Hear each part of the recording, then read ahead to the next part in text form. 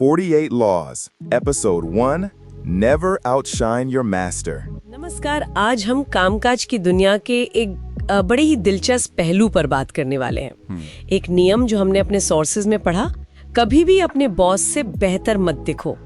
सुनने में ये थोड़ा अजीब सा लगता है ना, मतलब अपनी काबिलियत दिखाना नुकसान कैसे कर सकता है। आज इसी पर थोड़ी गहराई से बात करते हैं। बिल्कुल, ये सलाह अजीब जरूर लग सकती है, पर इसकी जड़ दरअसल इंसानी फितरत में है, खासकर असुरक्षा में। असुरक्षा कैसे? देखिए, सोर्सेस साफ बताते हैं कि जब आप अपने सीनियर्स से बेहतर दिखते हैं तो तारीफ के बजाय उनमें डर और असुरक्षा पैदा हो सकती है। अच्छा। और नतीजा, वो आपको अपने लिए एक खतरा, एक थ्रेट समझने लगते हैं। हाँ, और जैसा कि सोर्सेज में भी लिखा है, ये सिर्फ पुरानी कहानियों वाले राजा महाराजाओं की बात नहीं है। नहीं, बिल्कुल नहीं। आज भी जो ऊंचे पदों पर बैठे लोग हैं, वो अपनी पोजीशन, अपनी अहमियत को लेके महफूज महसूस करना चाहते हैं। बिल्कुल। तो अगर आप बहुत ज्यादा चमक रहे हैं तो बॉस शायद ऊपर से तारीफ करे, पर अंदर ही अंदर शायद वो थोड़ा असहज हो सकता है। एग्जैक्टली। और जैसे ही मौका मिलेगा, हो सकता है वो किसी ऐसे को आगे बढ़ा दे जो शायद उतना काबिल ना हो, पर जिससे वो कम खतरनाक समझता हो।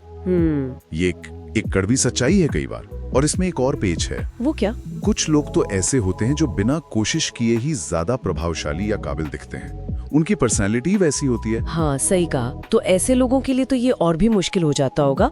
उन्हें क्या करना चाहिए? मतलब जानबूझकर अपनी चमक थोड़ी कम करनी पड़ती होगी। बिल्कुल। स्रोत यही इशारा करते हैं कि ऐसे में शायद थोड़ा आत्म प्रदर्शन से बचना और बॉस के सामने अपने गुणों को हल्का सा कम करके दिखाना समझदारी हो सकती है। ओके। और एक और बहुत अहम बात, ये कभी मत सोचिए कि अगर बॉस आपको पसंद करता है तो आप उनसे ज्यादा चमक सकते हैं। इतिहास में ऐसे कई उदाहरण हैं जहां बॉस के चहेते लोग भी सिर्फ इसलिए नजरों से गिर गए क्योंकि उनकी चमक बॉस को फीका करने लगी थी। बाप रे, तो ये बॉस की असुरक्षा वाली बात काफी सीरियस है। हाँ। तो फिर सवाल उठता है कि अगर अपनी काबिलियत दिखाना इतना खतरनाक हो सकता है, तो इससे बचा कैसे जाए, या शायद इसका फायदा कैसे उठाया जाए? सोर्सेज में चापलूसी का भी जिक्र था। हाँ, चापलूसी, लेकिन वो भी दो तरह की है। एक तो होती है सीधी तारीफ, वो तो पकड़ में आ जाती है और उसका असर भी लिमिटेड होता है। हाँ, वो तो है। असली खेल है अप्रत्यक्ष चापलूसी का। सोर्सेस कुछ बहुत दिलचस्प तरीके बताते हैं इसके। जैसे मान लीजिए आप अपने बॉस से ज्यादा बुद्धिमान हैं, तो ऐसा दिखाइए कि बॉस ज्यादा समझदार है, उनसे सलाह मांगिए। कभी कभी थोड़ा नादान बन जाइए। बॉस को अपना ज्ञान, अपना अनुभव शेयर करना अच्छा लगता है। यानी स्मार्ट होते हुए भी थोड़ा नासमझ बनने का नाटक करना, ये तो काफी दिलचस्प स्ट्रैटेजी है। बिल्कुल।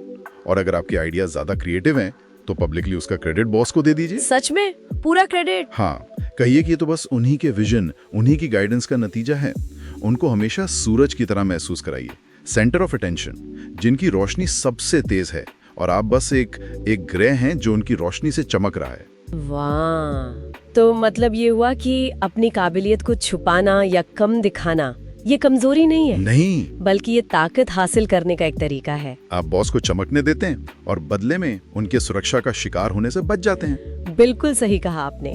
जब बॉस को आपसे खतरा महसूस नहीं होता, तो वो आपको आगे बढ़ाने में हिचकिचाएगा नहीं।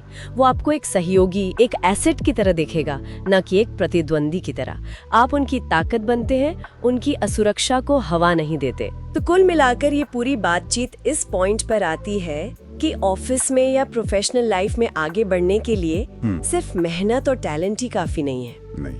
थोड़ी सी रणनीतिक विनम्रता, अपने सीनियर्स की धारणाओं को समझना, उन्हें मैनेज करना, ये भी उतना ही जरूरी है। हाँ, कोर बात यही है, बॉस को सुरक्षित और महत्वपूर्ण महसूस कराना। सोर्सेज में वो तस्वीर वाली बात याद है? आसमान में कई सितारे हो सकते हैं, पर सूरज एक ही होता है। हाँ, बिल्कुल याद है। सूरज की रोशनी से मुकाबला मत करो, बल्कि उसे और बढ़ाने के तरीके खोजो। और वाल्तेसर ग्रेशन की वो बात 16वीं सदी की, हाँ। वो आज भी कितनी सटीक लगती है। अपने मालिक से ज्यादा चमकने से बचो। ऐसा करना मूर्खता ही नहीं, घातक भी हो सकता है। सितारे हमें यही सिखाते हैं, वो सूरज जितने ही चमकदार हो सकते हैं, पर जब सूरज चमकता है तो वे नजर नहीं आते। ये बातें वाकई सोचने पर मजबूर करती हैं। और यहीं पर एक बड़ा सवाल भी खड़ा होता है ना? क्या? कि प्रोफेशनल जिंदगी में इस तरह की रणनीति और अपनी असलियत, मतलब अपनी ऑथेंटिसिटी, इसके बीच बैलेंस कहाँ है? हाँ, ये एक बहुत बड़ा सवाल है। दूसरों के धारणाओं को साधने और खुद के प्रति ईमानदार रहने के बीच की वो बारीक लकीर, वो कहाँ खींचनी चाहिए? बिल्कुल। खैर, ये सवाल हम अपने श्रोताओं के लिए छोड़ जाते हैं सोचने।